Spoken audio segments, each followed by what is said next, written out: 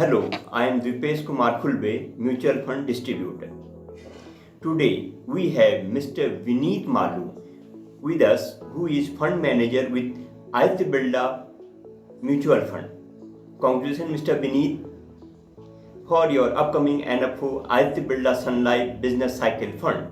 Can you please explain what is business cycle, what causes it, and why it is important as an investment theme? In simple words, a business cycle consists of periods of upswings and downswings in economic growth. They're called expansions and contractions. They are punctuated by peaks and slumps in between, and they can be caused by either natural events or policy developments or natural progression of an economy's growth.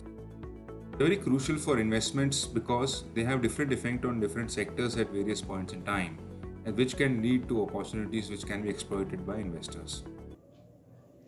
Okay, so beneath we can say that a business cycle has four main phases and that there are many factors that affect these phases. So beneath currently which market cycle we are in and where do you see opportunities in the current scenario? We're currently firmly in the expansion phase. Our economic activity is improving and trending up. As such, there are quite a bit of opportunities available in our domestic cyclical. Since we're quite positive on banking sector, we're also quite sanguine about the auto sector right now, which has until now has been impacted by the semiconductor shortage, which we believe could resolve itself over a period of time and lead to upswing in that sector. Apart from that, we also like the real estate and its whole supply chain ecosystem. So these are some examples of few segments that we are quite positive on.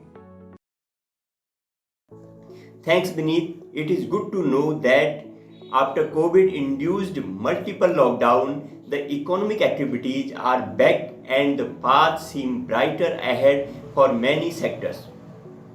My last question is, which kind of investor should invest in this fund and what is the ideal investment time horizon that one should consider while investing in this fund?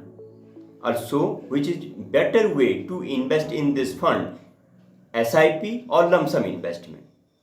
The investors who are looking out for a bit of an aggressive fund should consider this. Typical time horizon should be 5 years at the minimum.